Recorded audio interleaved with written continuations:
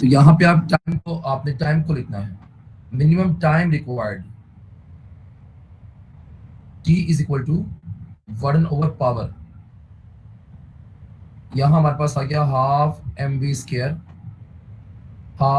Square over P,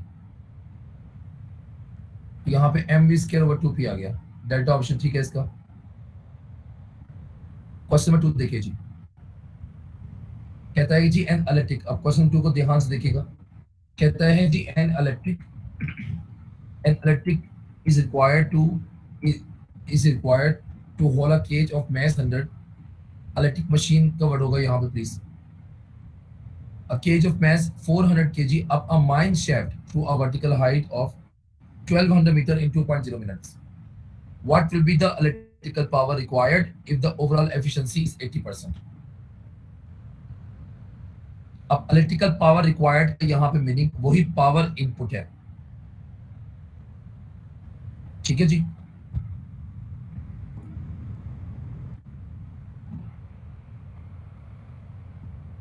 power input है यहाँ पर।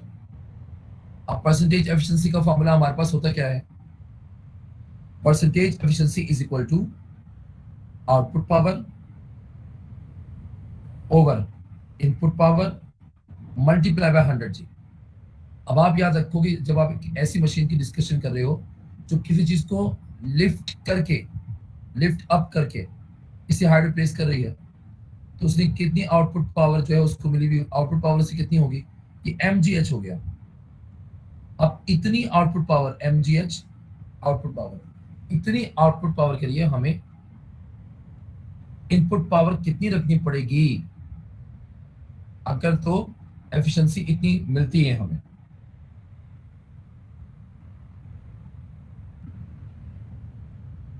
ठीक है जी, अब यहां पे आप सॉल्व कर जी, 80 इज इक्वल टू मैथ कितना है जी 400 kg, जी को आप 10 रख लो, h 1200 मीटर आउटपुट पावर का फॉर्मूला, अब sorry output power mgh over time होगा, 1/टाइम mgh ओवर टाइम जी। अच्छी तरह देखिएगा, और डिवाइड बाय टाइम, टाइम क्या है जी हमारे पास 2 क्रॉस 60 सेकेंड्स,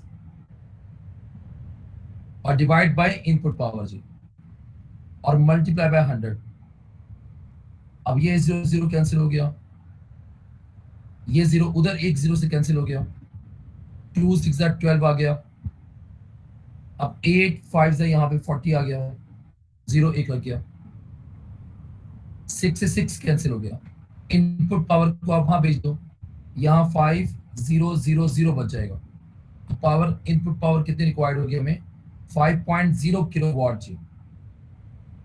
चलिए ऑप्शन जी क्या इसका, अच्छी तरह देख लीजिएगा कि लिफ्ट एक मैथ को करते हुए क्या क्या चीजें हमें रिक्वायर्ड होंगी, ये देखने के लिए कि आउटपुट पावर कितनी है।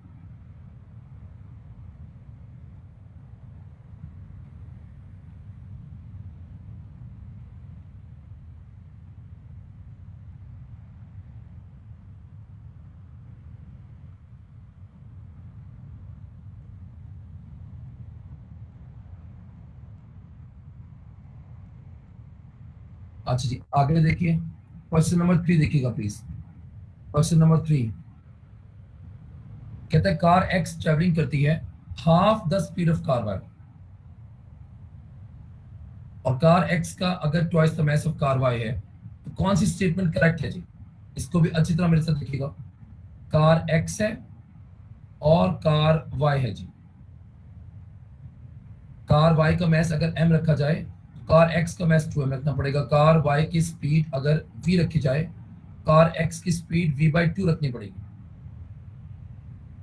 तो कार वाई का जो डाटा है उससे अगर हम लोग कार्निक एनर्जी निकालें तो हमारे पास क्या बनेगा, हाफ mv², और अगर कार एक्स का के डाटा का हम निकालें तो ये बनेगा हाफ इंटू 2m और v/2 का होल स्क्वायर जी। तो आपने फार्मूले का हाफ कैंसिल नहीं करना, अगर कंपैरिजन करना है तो 2 बाहर निकालो, नीचे 2 का स्क्वायर भी बाहर आ जाएगा, अंतर बच गया हाफ mv²।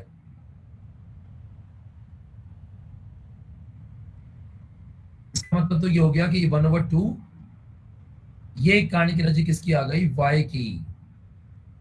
इसका मतलब कार x के पास कार y के मुकाबले में हाफ द काइनेटिक एनर्जी होगी। अल्फा ऑप्शन ठीक है, अच्छी तरह देख लीजिए, इसमें कोई गड़बड़ ना हो किसी की।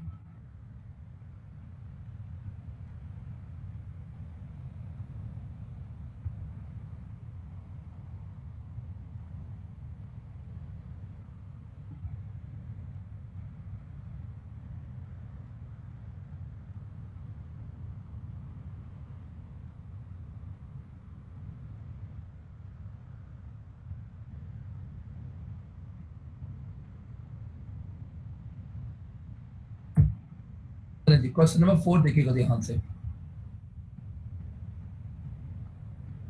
कहते हैं electric generator is started at time 0, total energy transformed by the generator during the first 5 second दिखाई जा रही है। एनर्जी और टाइम का ग्राफ बना के दिखाया हुआ है। कहते हैं what is the maximum power generated at any instant during these first 5 seconds.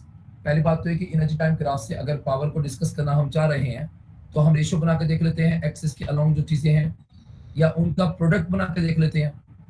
तो यहाँ पे एनर्जी को टाइम के साथ डिवाइड करें तब जाके पावर मिलेगी। इसका मतलब है एनर्जी टाइम ग्राफ से पावर को अगर डिस्कस करने को कह रहा है तो वो स्लोप होगी,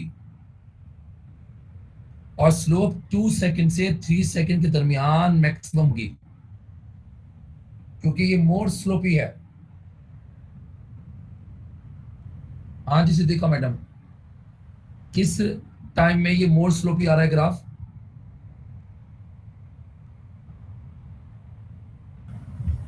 2 to 3 सेकेंड। और इसकी स्लोप फिर कैसे फाइंड करेंगे?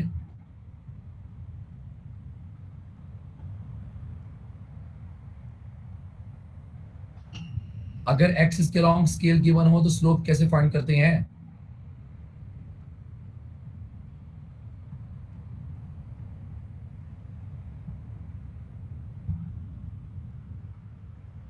वेरी गुड बेटा।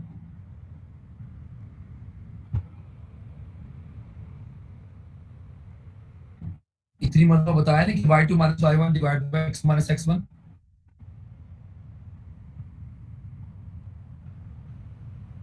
हाँ जी, y2 कितना हो गया 40, ये y2 हो गया, ये y1 हो गया, 40 माइनस 10 डिवाइड बाय ये x2 हो गया, ये x1 हो गया, 3 माइनस 2। आंसर हमारे पास क्या आ गया 40 माइनस 10 का? 30। 30 वॉट इसका ऑप्शन है बेटा, ऑप्शन ठीक है इसका।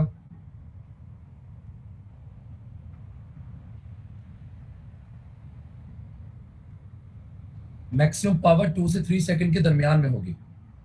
Maximum power energy time graph से अगर पावर को कैलकुलेट करना हो तो हमें स्लोप रिक्वायर्ड होता है, और मैक्सिमम पावर के लिए स्लोप हमें देखना पड़ेगा कहाँ पर हाई है, वो इसी टाइम में होगा। बाकी जो टाइम्स हैं उनमें स्लोप हमारे पास हाई नहीं है।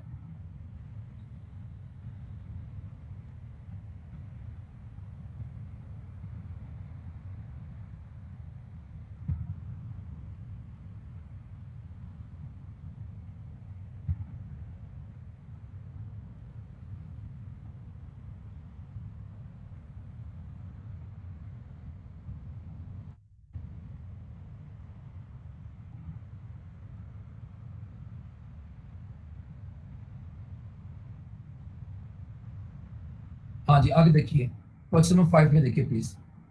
Trolley runs from P to Q along a track. एक ट्रॉली पी से क्यू तक ट्रेवल करती है। अच्छी तरह इस क्वेश्चन को देखिएगा। क्यू पे उसकी पोटेंशियल एनर्जी 50 किलो जूल है। तो पी पोजीशन पे जो पोटेंशियल एनर्जी है, पी पोजीशन पे जो पोटेंशियल एनर्जी है वो कितनी है हमारे पास? 50 किलो जूल।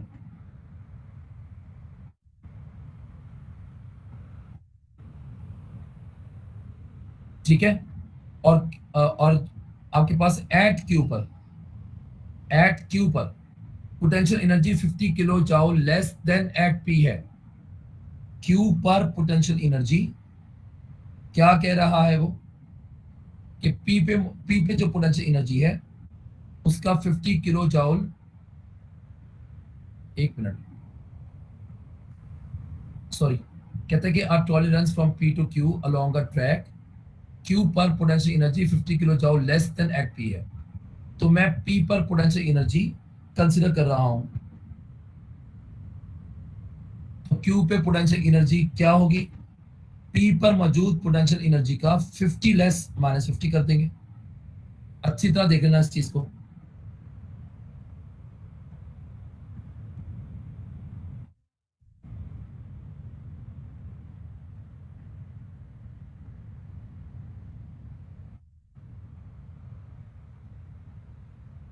फिर कहता है एट पी पर काइनेटिक एनर्जी 5 किलो जूल है। अब kinetic energy at Q 5 kilojoule है जी। तो बिटवीन पी एंड क्यू, अगर वक्त ट्रॉली पी से क्यू तक आते हुए ट्रॉली अगेंस्ट फ्रिक्शन कितना वर्क करती है, 10 kilo joule. Work done against friction कितना है जी, वर्क डन अगेंस्ट फ्रिक्शन कितना है हमारे पास, 10 किलो जूल जी। तो what is the kinetic energy of the trolley at Q, आपने एट क्यू के ऊपर काइनेटिक एनर्जी निकालनी है। जरा जो चीजें दी भी थी उसको देख लीजिए, मैंने कैसे बताई है आपको।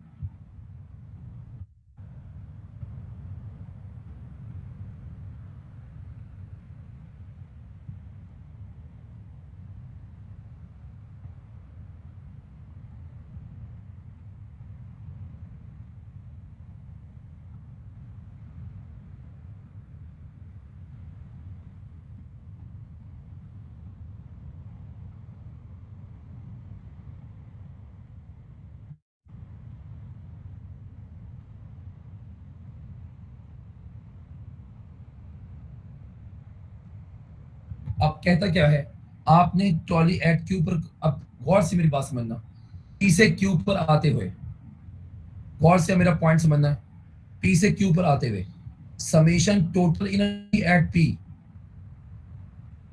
सॉल्यूशन को जरा गौर से देखिएगा प्लीज।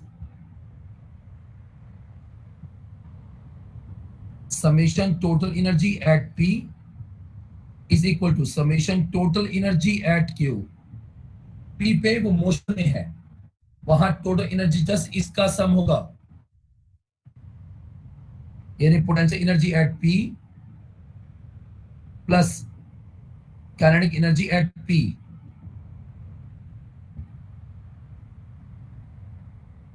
पी पर पोटेंशियल एनर्जी हमें 5 किलो जूल दी हुई है,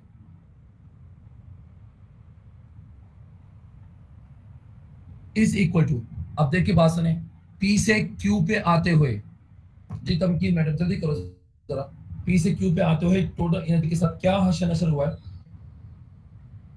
सर कुछ वर्क डन अगेंस्ट फ्रिक्शन में चेंज हुआ है। और आगे भी तो चलो ना। Sir kinetic energy plus potential energy plus work done against friction. ये मैं क्लास में बात आपको बता चुका था, पी से टोटल एनर्जी 3 हिस्सों में गई है, एक वर्क डन अगेंस्ट फ्रिक्शन, एक पोटेंशियल एनर्जी में, एक काइनेटिक एनर्जी में। तो हम क्यू पे पहुंच के टोटल एनर्जी को कैसे लिखेंगे, work done against friction plus potential energy at Q और plus kinetic energy at Q. Class में मैं शेयर कर चुका हूं। अब पी पे potential energy P dot E है, और पी पे काइनेटिक एनर्जी 5 किलो जूल है। वर्क डन अगेंस्ट फ्रिक्शन जो है वो 10 किलो जूल है। क्यू पर पोटेंशियल एनर्जी -50 है, और क्यू पे काइनेटिक एनर्जी हमारे पास हमने मालूम करनी है।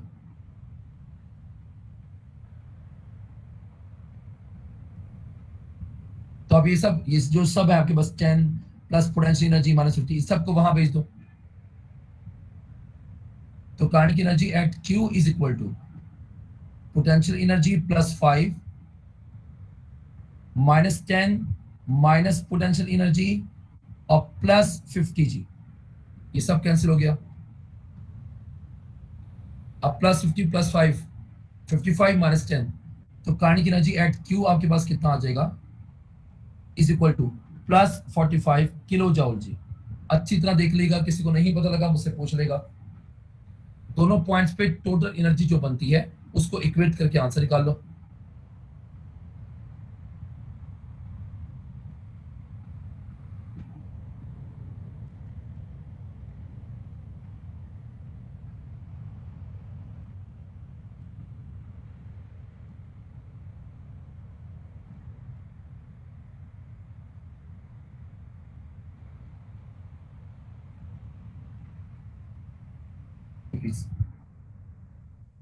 Question number 6, kinetic energy of object of mass 2 kg है और उसकी velocity cos alpha i plus sin alpha j है। हमने काइनेटिक एनर्जी बतानी है, तो kinetic energy is equal to half M V square. जब भी आपको ये आई हैट और जे हैट में कोई चीज दी जाए, उसका मैग्नीट्यूड आई कंपोनेंट का प्लस जे कंपोनेंट का स्क्वायर अल्फा का स्क्वायर रूट, वी क्या आ जाएगा मान।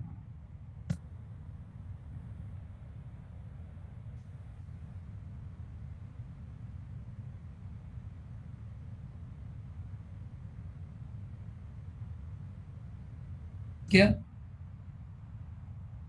बीटा ऑप्शन ठीक है इसका, अच्छी तरह देख लीजिएगा।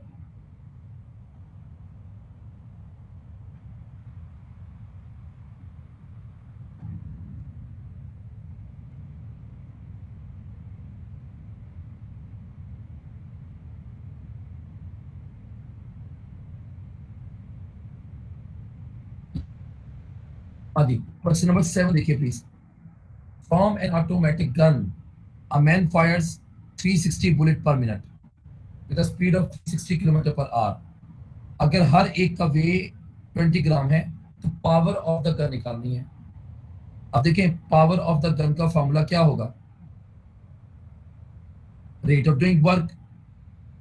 अब यहाँ पे वो बुलेट्स मैस में कितनी है ईच, और ईच कितनी स्पीड से मूव कर रही है, अगर ये गिवन है तो हम वर्क को वहां पे चेंज इन काइनेटिक एनर्जी से निकाल लेंगे। अब एक बुलेट के हिसाब से पावर निकालनी नहीं, एन बुलेट्स के हिसाब से निकालनी है, तो एन की चेंज इन काइनेटिक एनर्जी से निकाल लेंगे। अब N into half M B square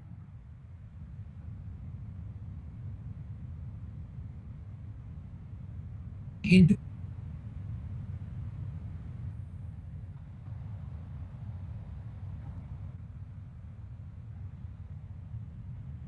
और साथ में बस 360 किलोमीटर पर आ रहे हैं।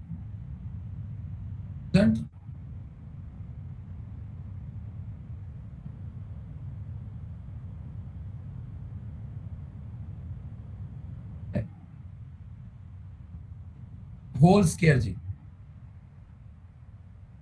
ये एन की चेंज इन काइनेटिक एनर्जी लिख दिया मैंने, हाफ एम स्क्वायर। और हमारे पास एन भी कितना था, हमारे पास एन भी हमारे पास 360 है, डिवाइड बाय टाइम कितना लगा है जी पर मिनट का, 60 मिनट आ गया। पहले तो आप ये जरा सॉल्व कर लो, ये 2 जीरो आपके पास, ये 2 जीरो इससे कैंसिल हो गए, 36, 1 इंटू 0 आ गया, 10 बचेगा अंदर, तो ये 360 multiply by 1/2 into 20 multiply by 10 की पावर -3 इंटू अंदर 10 का स्क्वायर 100 डिवाइड बाय 60। ये पावर का हमारे पास हिसाब किताब हो गया। ये 0 से 0, 6 हमारे पास क्या आ गया जी 36।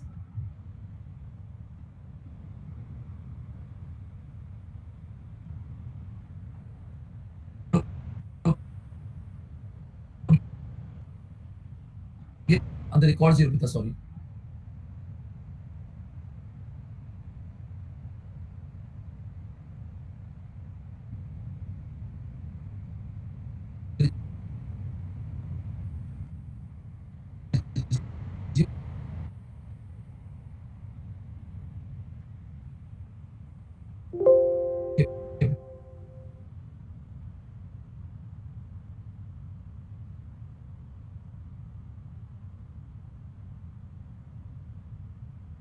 second.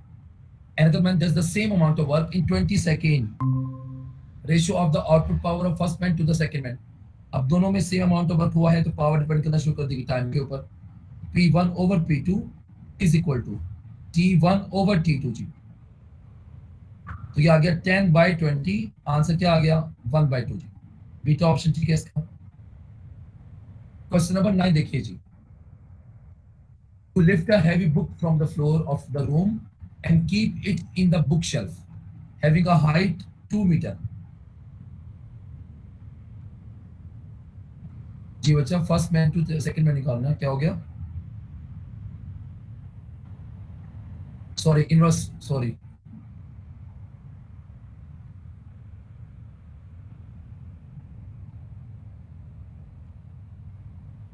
T2/T बनाएगा. Sorry 20/10 cancel. आंसर आ गया 2/1.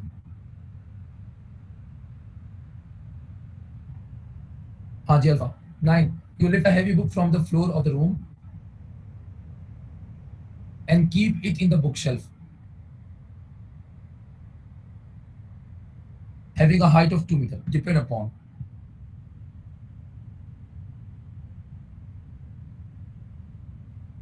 डिपेंड करेगा टाइम पे तो पावर डिपेंड करती है.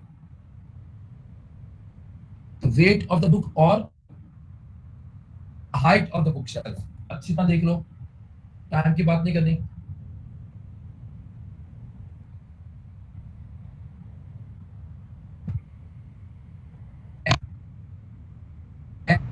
क्वेश्चन नंबर 10 में कहता है potential energy of mass m at height 50 meter above the ground is 100 joule.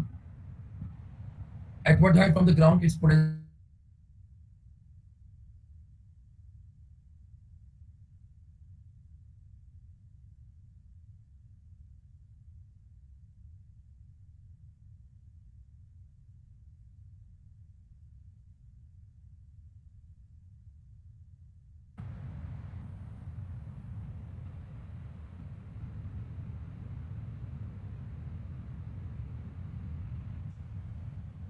Energy 1 is equal to h2 by h1. अब वैल्यूज को पुट कर दें.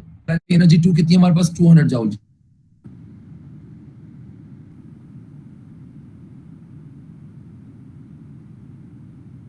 h2 कितना है किस हाइट पे जाके ये पोटेंशियल एनर्जी हमारे पास 200 हो जाएगी. h2 निकालना है. h1 कितना जी हमारे पास 50 मीटर. ये कैंसिल हो गया. h2 का आंसर हमारे पास यहाँ पे क्या आ जाएगा?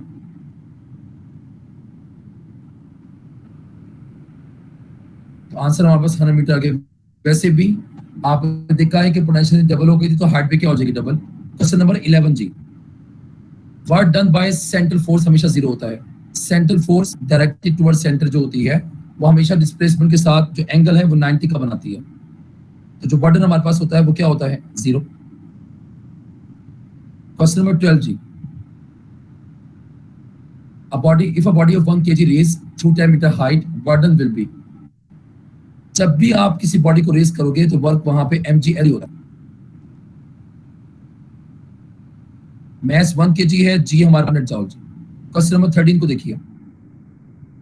लाइट बॉडी ए है एंड हैवी बॉडी बी है, have equal momentum. Then kinetic energy of A B body से लाइट वेट है. अगर दोनों मोमेंटम सेम है हमारे पास तो kinetic energy inversely proportional to किसके साथ होगी? मास m के साथ.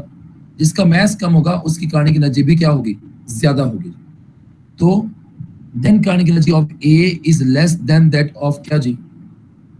बल्कि सॉरी ग्रेटर देन किससे जी? P से, बिकॉज लाइट बॉडी A है. 14 में कहता है कि जी for constant force shape of the graph between power and velocity बताना है. आपको पहले से पता है पावर और वेलोसिटी का जो प्रोडक्ट है F और वेलोसिटी का जो प्रोडक्ट है F और वेलोसिटी का जो प्रोडक्ट है वो इक्वल टू पावर होता है. तो यहां से F निकालूं तो वो पावर और वो वेलोसिटी की रेशियो आएगा. इसका मतलब है ग्राफ ऐसा चूज करना है पावर और वेलोसिटी में जिसका स्लोप कांस्टेंट आए. तो ग्राफ कैसा आएगा? Straight line. अच्छी तरह देख लो.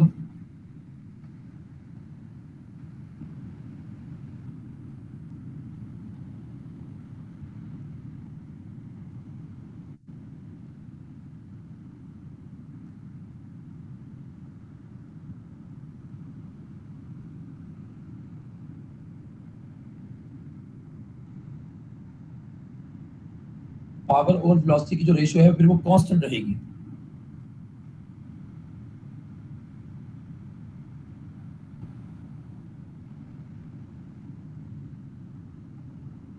हाँ जी, आगे देखिए क्वेश्चन नंबर 15 जी। A 1 kg block is lifted vertically 1 metre by a boy, work done by the boy. फिर वही बात है, लिफ्ट अप करने का मतलब ही क्या है कि work is equal to mg, h के इक्वल होगा। 1 kg है, g को आप बेशक 10 रख लो और इसको 1 रख लो, आंसर 10 जूल आ जाएगा जी। चार्ली ऑप्शन ठीक है इसका। क्वेश्चन नंबर 16 में कहता है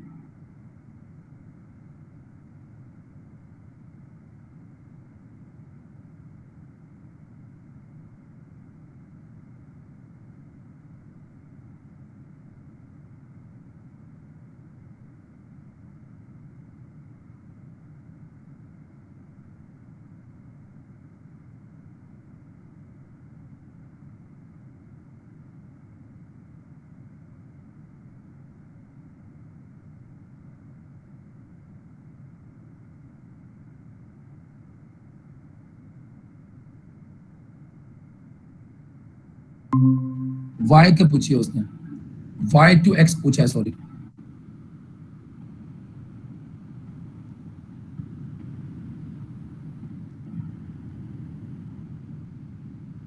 तो मैथ्स y का कितना है जी 2000,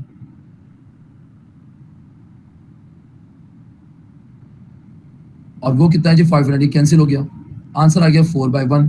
ऑप्शन चार्ली है जी। 17 देखिए, वर्डन जीरो होता है होगा अगर एंगल बिटवीन फोर्स और डिस्प्लेसमेंट 90 हो। 90 को नहीं चूज, पावर ऑफ 1 किलोवाट को अगर मेंटेन करते हैं 1 सेकंड तक तो वर्डन बताना है। पावर के रेफरेंस से वर्डन बताना हो तो पावर को टाइम से मल्टीप्लाई कर देते हैं। तो पहले पावर को किलो में कन्वर्ट करें, 10 की पावर 3, टाइम 1 सेकंड आ गया, आंसर 10 की पावर 3 जूल आ जाएगा। बीटा ऑप्शन ठीक है इसका। 19 को देखिए, फोर्स 10 न्यूटन एक्स करती है through a distance of 20 metre. आप 10 को इस डिस्टेंस से मल्टीप्लाई करो, आपके पास वर्क आ जाएगा। फिर फोर्स को इंक्रीज करते हैं 30 न्यूटन तक और उसको 40 मीटर तक एक्ट करते हैं, तो वर्डन निकालें। यहाँ वर्डन इक्वल टू किसके होगा, W1 और प्लस W2 के। W1 क्या है यहाँ पे 10 इंटू 20 प्लस W2 क्या है 30 इंटू 40, तो ये 200 प्लस ये आ गया 1200, आंसर कितना आ गया 1400 जी। बीटा ऑप्शन ठीक है इसका। क्वेश्चन नंबर 20 को देख लीजिए, work done equal to change in kinetic energy, potential energy, elastic potential energy, all of this करेंगे। इसका किसी के भी इक्वल हो सकता है, इसको भी अच्छी तरह देख लीजिएगा।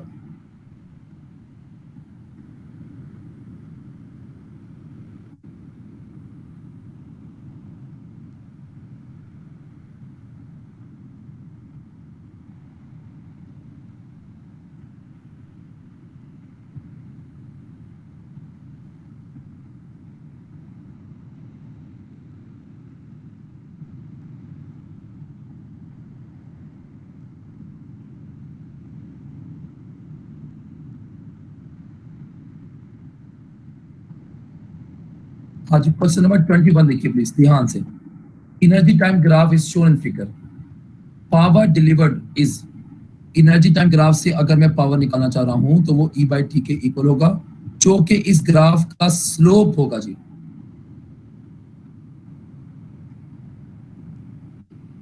हाँ जी फातिमा मैडम, 0 से 1 सेकेंड में मुझे स्लोप निकालना सिखाइए।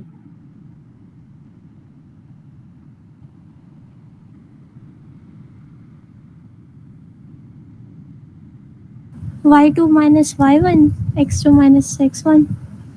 तो y2 क्या है 0 से 1 सेकेंड के दरमियान में, y2 क्या लेंगे, y1 क्या लेंगे, x2 क्या लेंगे, x1 क्या लेंगे।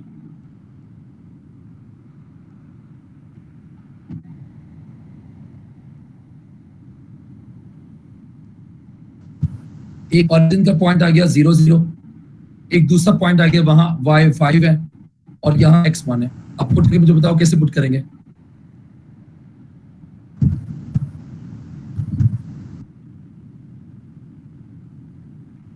y2 5 आएगा। 5 minus 0 divide by 1 minus 0, answer क्या आ गया जी 5। अब सर मुझे एक और बात बताओ, 1 से 2 सेकंड के दरमियान में स्लोप कैसे निकालेंगे?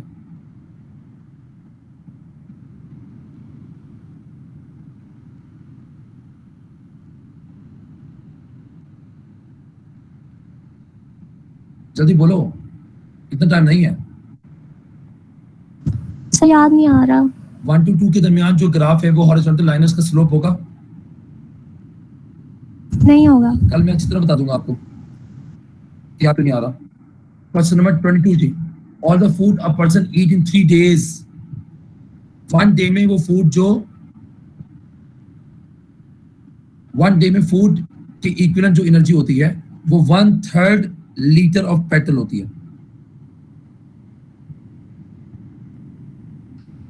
तो 3 days में कितना हो जाएगा ये?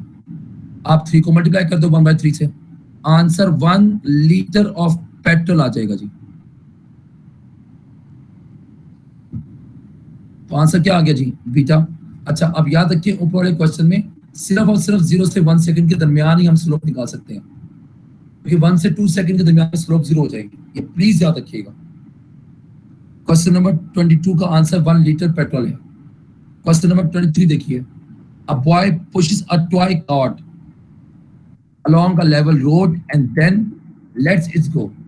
As the cart is slowing down, because energy change वहां पे क्या होगा कि जो काइनेटिक एनर्जी है वो हीट में कन्वर्ट होती जाएगी। वजह, स्लो होते हुए वर्क करेगा अगेंस्ट फ्रिक्शन, और वो जो वर्क अगेंस्ट फ्रिक्शन है वो उससे एनर्जी का लॉस करवाएगा हीट की सूरत में।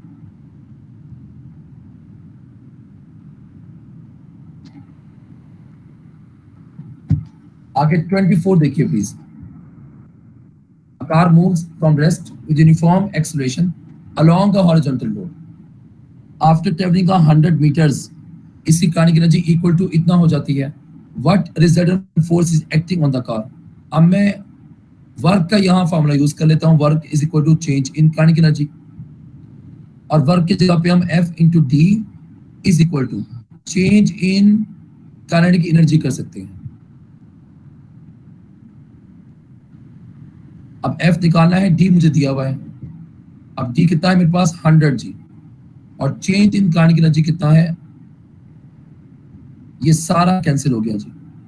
F का आंसर हमारे पास क्या आ गया? 2000 न्यूटन जी। ऑप्शन बीटा ठीक है इसका।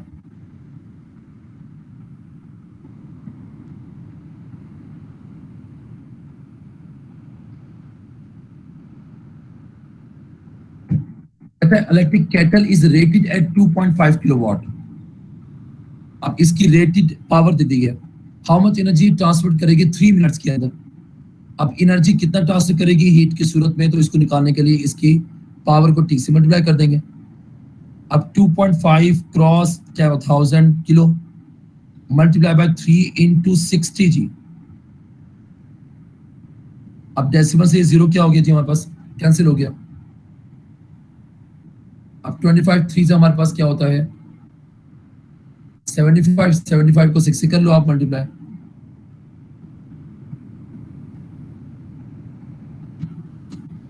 सिक्स 7 से 42 और क्या आ गया? 43। अभी 3 0 बचे हुए हमारे पास, 45 सॉरी, 3 0 बचे हुए हमारे पास, 1 2 3, तो ये डेल्टा ऑप्शन ठीक है इसका। क्वेश्चन नंबर 26 को देखिएगा, ये रिपीट हो गया सॉरी।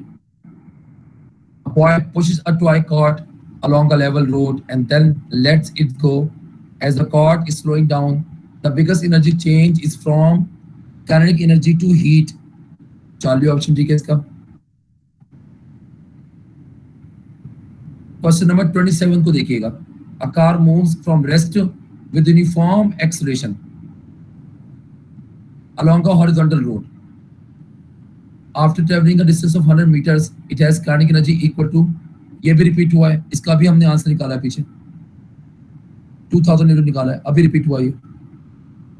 यहाँ पे वही work is equal to F T is equal to change in kinetic energy कर लेंगे। अच्छा, क्वेश्चन नंबर 28 को देखिएगा। Some students climb a set of stairs at school and each student is timed. Their weights and times are recorded in a table. तो stairs को चढ़ने के लिए स्टूडेंट्स ने किस स्टूडेंट से मोस्ट पावर एक्सर्ट की है? अब अपने को उठा के खुद, अब यहां पे जब भी ऐसा आ जाएगा तो पावर निकालने का फॉर्मूला हमारे पास क्या होगा? mgh over T. अब यहाँ पे h तो सेम है तो mg ओवर टी कर लेंगे। अब यहाँ पे mg ओवर टी करेंगे 3/100/10, आंसर हमारे पास क्या आ गया? 30। इधर करेंगे तो 390/12। अब 390/12 में हमारे पास 12 3 से हमारे पास क्या आ गया? 36। ये 2 से हमारे पास क्या आ गया? 24। तो ये 32 आ जाएगा।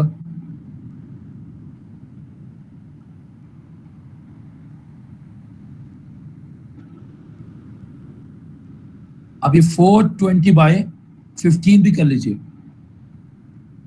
अब 420/15 करूं मैं तो पहले 5 पे कर लेता हूँ। 5 3 15, 5 8 40, 5 4 20।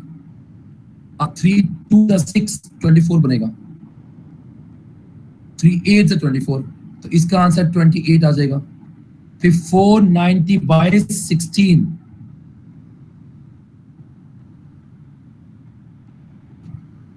तो आप 490 को 16 पे डिवाइड करो, ये सारा सॉल्व करना है। 16 3 से हमारे पास क्या आ गया जी? 48। ये 10 आ गया, पॉइंट लगेगा 0, तो ये तो 3 पॉइंट खैर सॉरी ये 0 लग के फिर पॉइंट लगेगा।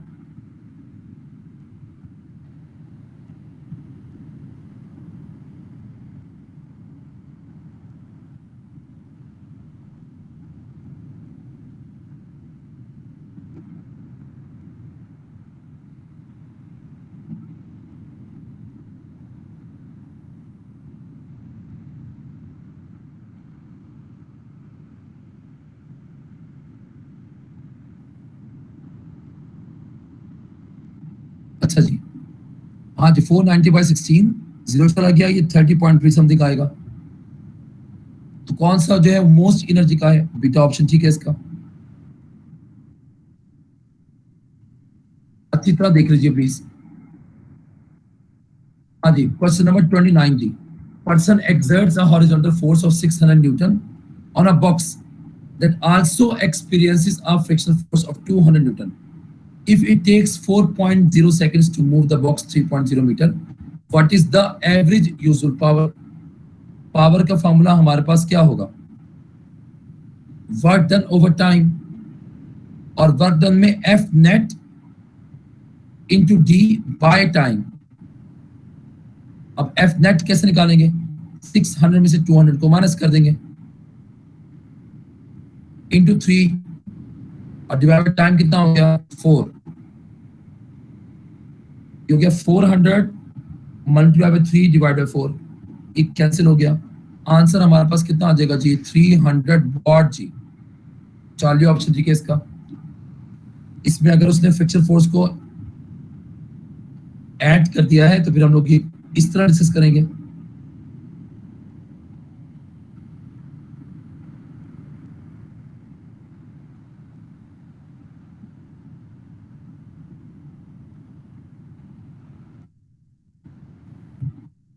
हाँ जी, आगे देखिए क्वेश्चन नंबर 30 को जरा ध्यान से देखिएगा। Which energy changes take place when a pedaling cyclist use a generator, यानी जिसे डायनेमो कहते हैं, to light his bicycle lamp? अब देखो शुरुआत कैसे होगी। पहली बात, जो फूड इनटेक किया हुआ है हम लोगों ने, उसमें केमिकल एनर्जी होगी।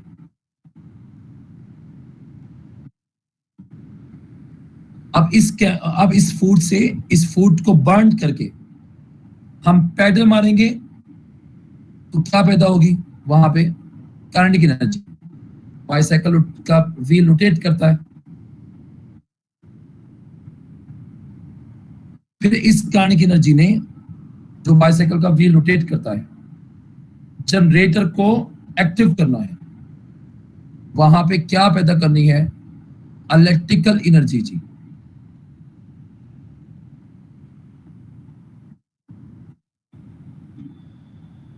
और फिर इससे क्या पैदा होगा?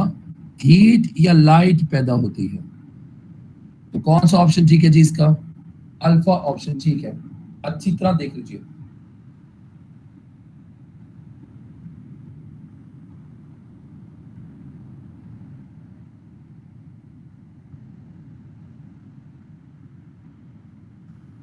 हाँ जी, तो ये आवाज आ रही है सही तरह? जी सर आ रही है। अदीना आप बताइए, और यहाँ ना बताओ। अच्छा जी, क्वेश्चन नंबर 31 देखिए। अ box of m kg is lifted vertically onto a shelf h centimetre above it. Gravitational field strength अगर वहां g है तो वर्डन बताएं। वर्डन हमारे पास वहां पे mgh के इक्वल ही होगा। मैस m kg है, g आपका वैसी का वैसी, h आपका h सेंटीमीटर है, मल्टीप्लाई बाय 10 की पावर -2 आ जाएगा। तो यहाँ mgh ओवर 100 आ जाएगा जी। तो डेल्टा ऑप्शन ठीक है इसका।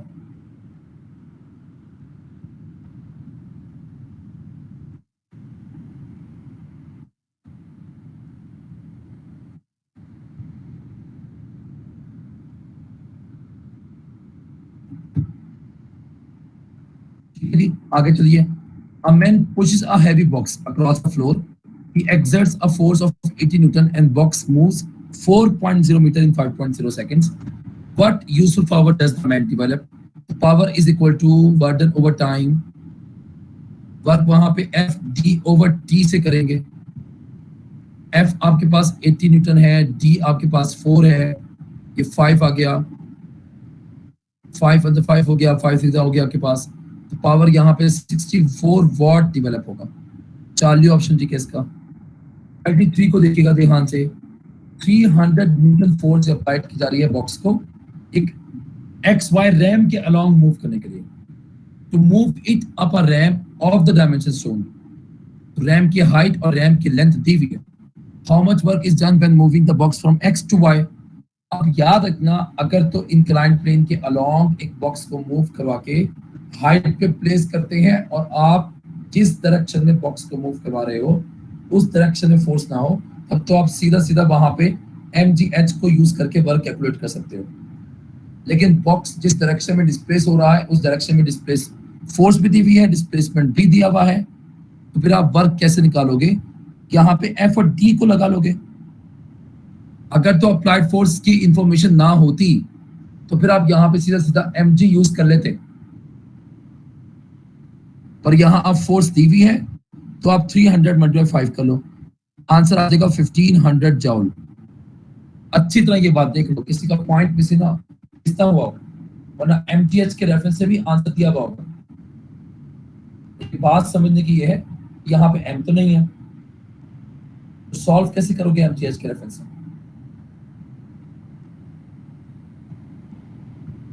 और 300 न्यूटन को अगर कोई 3 से मल्टीप्लाई करता है तो ये भी वो ख्याल रखे 900 आंसर दिया हुआ है। और ये ख्याल रखो कि जो फोर्स आप डिस्प्लेसमेंट से मल्टीप्लाई कर रहे हो उस डिस्प्लेसमेंट के अलोंग फोर्स नहीं है।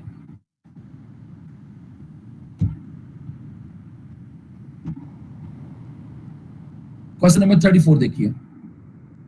Ball is dropped from a height as shown, ignoring the effect of air resistance. Total energy बतानी है। अब जब आपने एयर रेजिस्टेंस को इग्नोर कर दिया तो टोटल एनर्जी क्या होगी हमारे पास? Greatest at point 1, greatest at point 3, greatest at point 2, same होगी एट ऑल पॉइंट्स पे।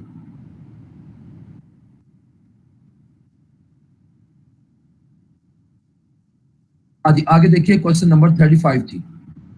बॉल को स्टार्टिंग एट पॉइंट एक्स से करते हुए rolls down the hill shown in the diagram, at which point does the ball have half of its maximum kinetic energy.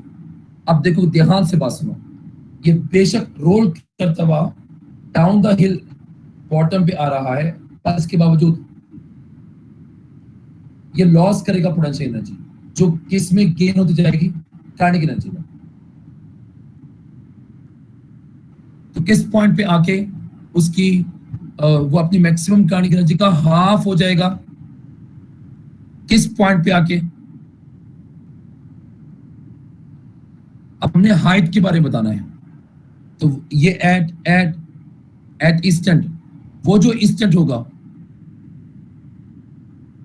वो जो instant होगा, उस इंस्टेंट पे, उस पॉइंट पे कोई ना कोई पोटेंशियल एनर्जी होगी। अब एच प्राइम वो पॉइंट है,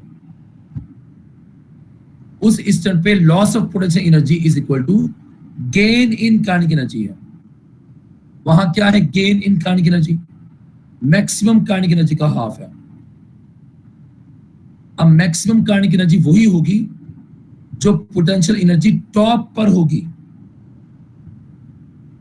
यहां पे mgh रख दो आप, mg से कैंसिल हो गया, तो h prime is equal to h/2 आ जाएगा। तो ऐसा कौन सा पॉइंट है जमीन से ऊंचाई पर, ऐसा कौन सा पॉइंट है जिस पर अगर बॉडी प्लेस हो जाए तो वो मैक्सिमम काइनेटिक एनर्जी का हाफ रखेगी? तो ये आपके पास कौन सा पॉइंट है? बीटा हाफ हाइट रखता है।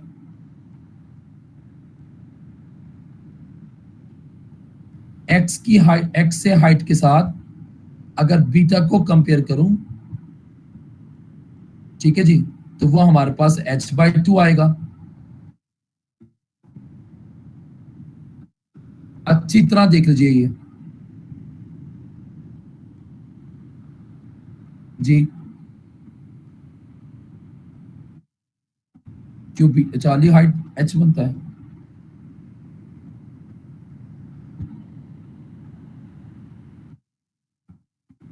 चार्ली मिड बनता है क्या? चलो कंपेयर कर लेते हैं, कंपेयर कर लेते हैं जनाब। ठीक है भाई, चार्ली होगा, h/2 बनेगा।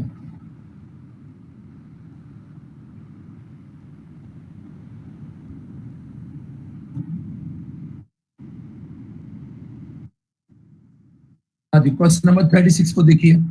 ब्लॉक ऑफ मैस दिखाया हुआ है, मैस 2 kg है, स्लाइड करता हुआ आता है रेस्ट से through a distance of 20 metre down a frictionless row. इसी काइनेटिक एनर्जी ब्लॉक के बॉटम में बतानी है। काइनेटिक एनर्जी ब्लॉक की होगी बॉटम की, वो पोटेंशियल एनर्जी एट टॉप की इक्वल होगी। पोटेंशियल एनर्जी एट टॉप के इक्वल होगी। अब पोटेंशियल एनर्जी 2 इंटू जी 10 कर लो, और 10 मीटर हाइट है। आंसर क्या आ गया? तकरीबन 200 जी। बीटा ऑप्शन ठीक है इसका। 37 को देखिए।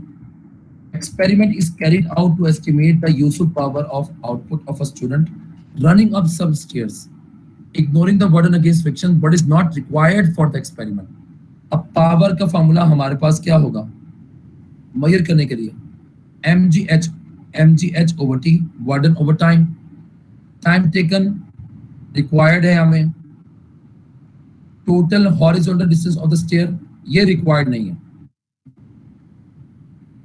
फॉर्मूले में आपको मैस रिक्वायर्ड है, मतलब वेट रिक्वायर्ड है, और टोटल वर्टिकल हाइट रिक्वायर्ड है। हॉरिजॉन्टल डिस्टेंस रिक्वायर्ड नहीं है।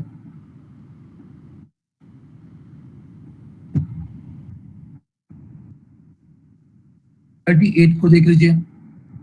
Eight a height of 20 metre above the ground, object of mass 4.0 kg is release from desk, is traveling at a speed 20 meter per second when it hit the ground.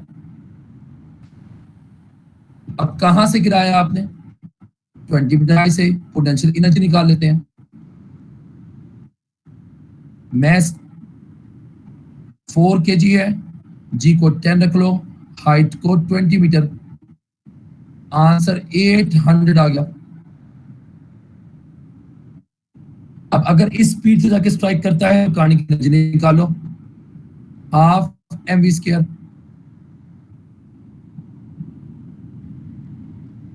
Mess 4 kg है और 20 का square 400 है, 200 आ गया। Answer हमारे पास 800 आ गया।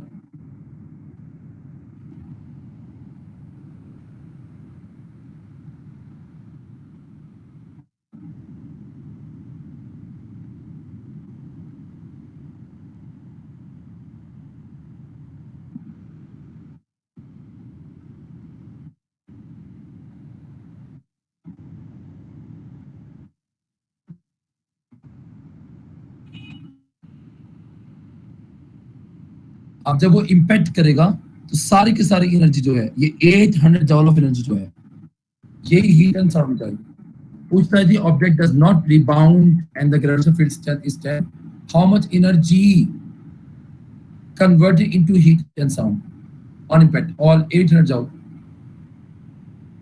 Question number 39 को ध्यान से देखिएगा. Diagram shows a small car of mass 500 kg approaching a hill. It moves the hill with uniform speed के साथ. Ignoring friction and take the value of g to be 10. How much work is done in moving the car up the hill? तो work निकालने का formula फिर दोबारा यहाँ पे mgh/t बनेगा. सॉरी वर्क निकालने का है सिर्फ.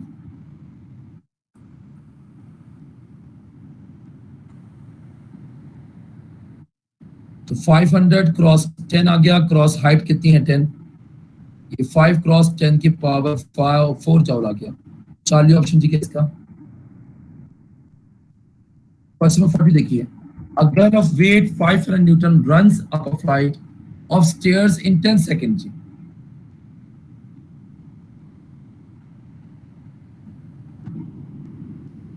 Vertical height of the stairs 5 meter है. What is the average power developed by the girl? बस mgh/t. फिर ये 500 न्यूटन इसका वेट हो गया. h 5 मीटर है. उसको अपने आप को लिफ्ट करना पड़ेगा. अब आपने ये नहीं कहना कि सड़क के ऊपर से लिफ्ट करेगी.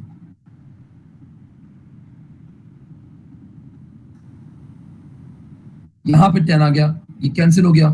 आंसर क्या आ जाएगा जी 250 वॉट जी. 41 देखिए please. Mass hangs on a string fixed at point P. It starts from position 1 and swings to the furthest position on the opposite side, position 2. It then oscillates several times with decreasing amplitude before ending at position 3. Oscillate करते करते करते उसकी oscillation खत्म हो जाती है because of damping, because of energy losses. Where does the ball have the most kinetic energy?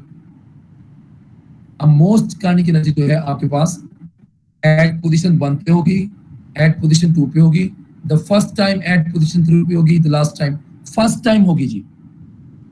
Because last time पे वहां से गुजरते हुए उसकी kinetic energy में कमी आ चुकी होगी because loss of energy से.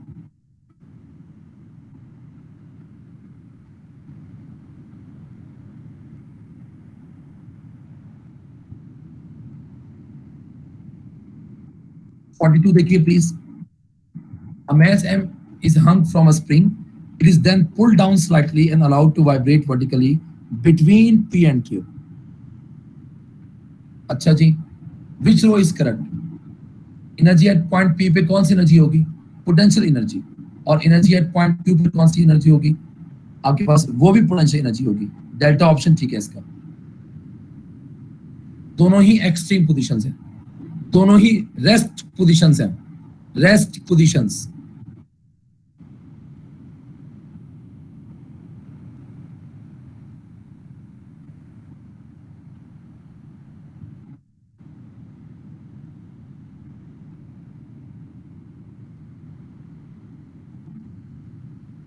आगे चले गई 43.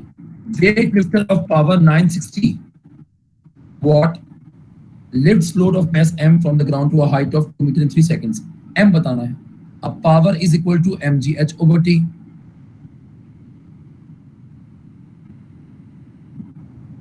यहां 1960 आ गया. mass आपको निकालना है. g आपके पास 10 आ गया. h आपके पास 2 आ गया. टाइम आपके पास 3 आ गया. अब ये 0 से 0 क्या हो गया जी कैंसिल. 2 हमारे पास क्या आ गया 9 सा 18 टू आपके पास 8 सा 16. 3 को लाके मल्टीप्लाई कर दो यहाँ पे.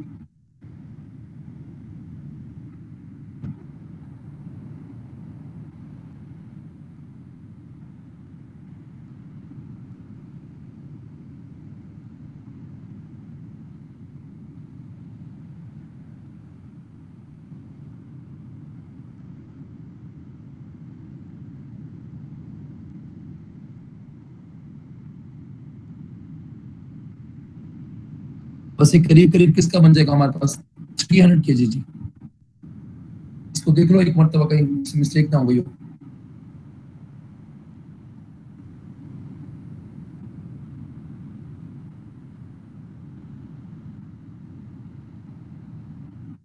आगे देखो 44 में, if two electrons are force to come closer to each other, electrons को जब हम लोग करीब लाते हैं,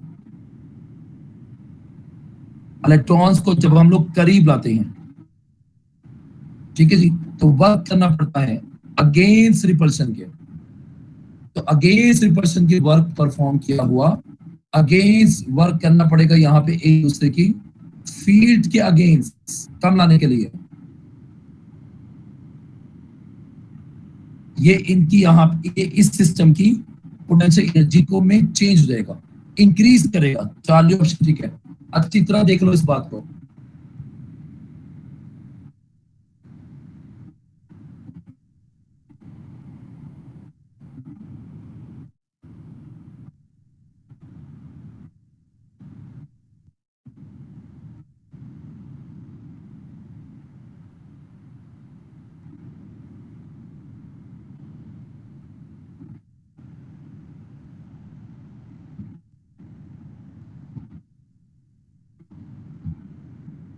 हाँ जी, अमेन स्टार्ट 45 में, amen starts walking from a point on the surface of the earth, जो कि स्मूथ, अज्यूम करें वहां पे स्मूथ है, एंड रीचेस डायगनली पॉइंट। अब इसको गौर से बात समझना, स्मूथ सरफेस पे ट्रेवल कर रहा है, डायगनली दूसरे पॉइंट पे पहुंच जाता है, ये डायगनल होता है, इसे आप डायमीटर भी कहते हो। कोई सा भी डायगनल कंसीडर कर लो, एक ही बात है। What is the word by him? पहली बात, अगर स्मूथ सरफेस है तो अपने आप को चलाने के लिए, या जब वो चल रहा होगा तो एक्चुअली जो फोर्स उस पर एक्ट करी होगी वो ग्रेविटेशनल फोर्स होगी, बिकॉज आपने फ्रिक्शन तो खत्म कर दी बस। तो वहां चलते हुए जो फोर्स है वो तो फिर कौन सी रहेगी? ग्रेविटेशनल, जो उसके चलने के साथ एंगल 90 बनाएगी। तो वहां पर क्या होगा? जीरो। इसको अच्छी तरह देख लेगा इस पॉइंट को।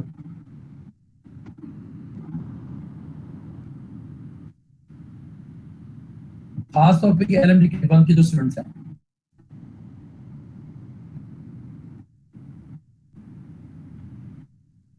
रिपीट कर दे, वापस कर। इसी क्वेश्चन में तुम्हारी आवाज कर दी है, और डायगनली मूव कर रहा है, स्मूथ सरफेस है।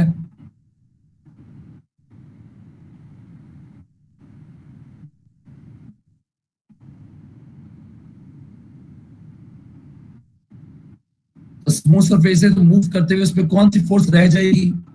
तो स्मूथ सरफेस कर दी है तो फ्रिक्शन खत्म हो गई, तो कौन सी फोर्स रह गई जो उसके मूव करने पे उस पर एक्ट कर रही है? वो सिर्फ ग्रेविटेशनल फोर्स है, जो उसके डिस्प्लेसमेंट के साथ एंगल 90 बनाएगी। तो बटन जीरो आएगा यहाँ पे। आगे पे चले गई 46 में कहता है 500 gram body has a velocity v3i hat plus 4j hat at a certain instant. तो इसकी काइनेटिक एनर्जी बतानी है, हाफ mv स्क्वायर, 500 क्रॉस 10 की पावर -3 इंटू वी स्क्वायर। अब 3 का स्क्वायर प्लस 4 का स्क्वायर का स्क्वायर रूट कर लो, 9 प्लस 16 का स्क्वायर रूट, 25 का स्क्वायर रूट, आंसर 5 आ गया। अब ये 5 को 2 पे करें 2.5 बनता है, 5 5 25, 2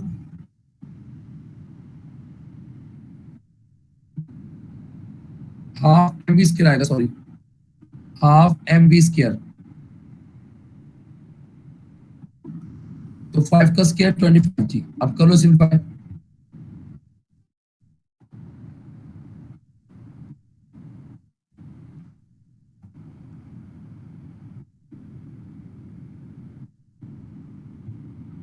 ये 2.5 आएगा, इसमें जीरो कैंसिल हो गया, 625 क्रॉस 10 की पावर कितना आ गया? -3।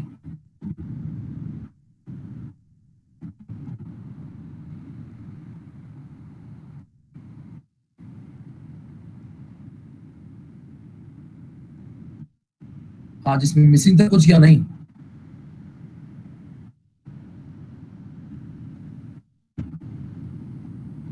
बस 62.5 आ जाएगा हमारे पास, 2 जीरो और भी हैं 10 के और 2 से 62.5 जी। आगे लिखें 47 में, 47 को दो ध्यान से देखिएगा। Person holds a bucket of weight 60 newton, he walks 7 metre along the horizontal path। अब होल्ड करता हुआ ऊपर की तरफ डिस्प्लेस करता हुआ और ऊपर की तरफ फोर्स लगाता हुआ हॉरिजॉन्टली मूव कर रहा है 7 मीटर। तो इस वाले केस में तो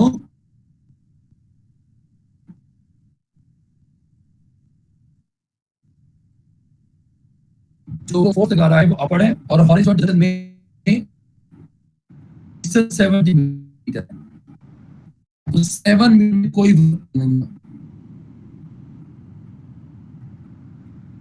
यहाँ पे वर्क निकालने हम करेंगे क्या, को जब मल्टीप्लाई करेंगे 7 से तो cos 9 cos 4 एंगल में इसमें वर्क 0 मिलेगा हमें।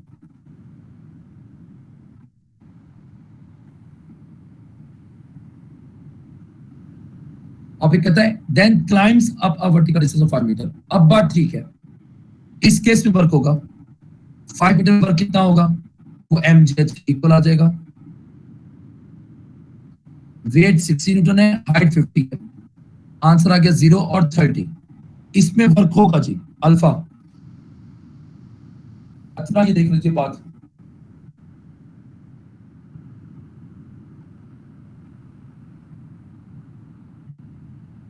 दोबारा कैलकुलेट कर लेते हैं यार, शायद कम मिसिंग हो गया होगा पॉइंट से।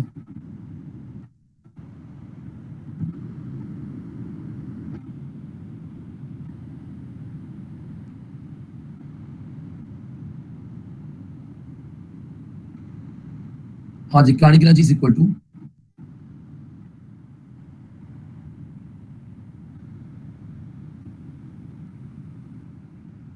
हाफ एस कितना है 500 ग्राम, 500 cos 10 के -3 और ये इसका निकालेंगे मैग्नीट्यूड तो ये 5 निकलेगा, 5 का स्केल कितना हो गया 25 ऐसी है। अब ये आ गया 2.5,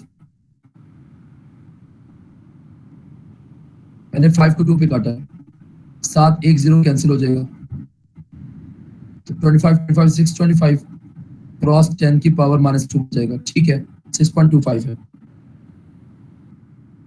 सही है, ठीक है आपकी बात।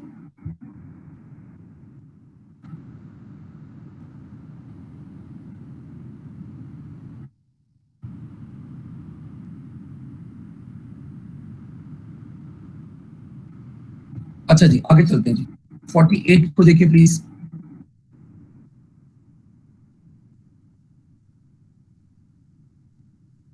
Energy of body moving speed 10 metre per second is 30 sound, इसकी speed becomes 30 metre per second अगर, तो काइनेटिक एनर्जी क्या होगी। अब kinetic energy 2 by kinetic energy 1 is equal to v2 by v1 का होल स्क्वायर कर लो, या kinetic energy is equal to half m square में जो काइनेटिक एनर्जी है वो प्रोपोर्शनल टू v स्क्वायर होगा।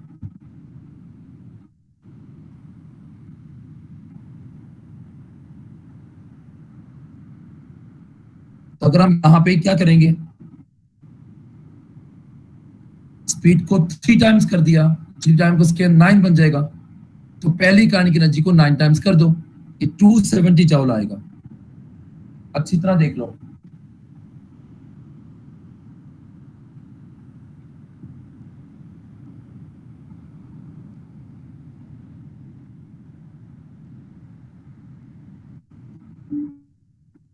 हाँ जी 49 एमसीक्यू देखें।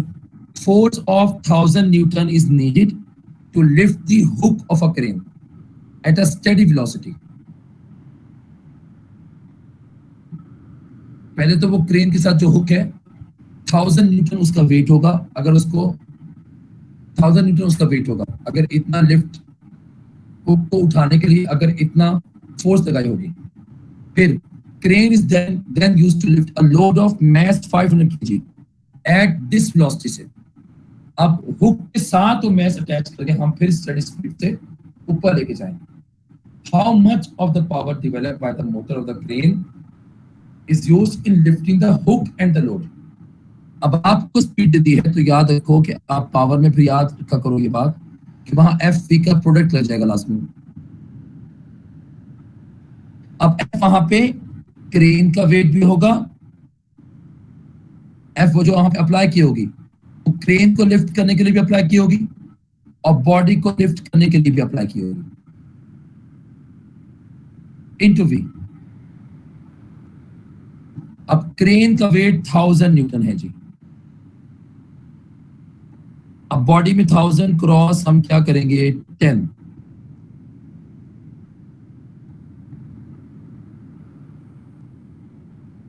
थाउजेंड न्यूटन में पहले दिया हुआ था, वी भी आपको दिया हुआ है, वी आपको दिया हुआ है 0.5। अब हमारे पास 1100 थी, 11 था सॉरी, मल्टीप्लाई बाय 0.5, एक एक कैंसिल हो गया तो 5500 आ गया, ये 5.5 किलो वाट बन जाएगा। प्लीज क्या रखिएगा कि जब लिफ्ट कर रहे हैं बॉक्स को वहां पे जो फोर्स होगी वो उनके वेट के इक्वल होगी। हाँ जी, फ्लाइंग बर्ड के पास कौन कौन सी एनर्जी होगी? फ्लाइंग बर्ड मोशन भी है, हाइट भी है, काइनेटिक एनर्जी भी होगी, ग्रेविटेशनल पोटेंशियल एनर्जी भी होगी, दोनों ही होगी। खाली ऑप्शन ठीक है इसका।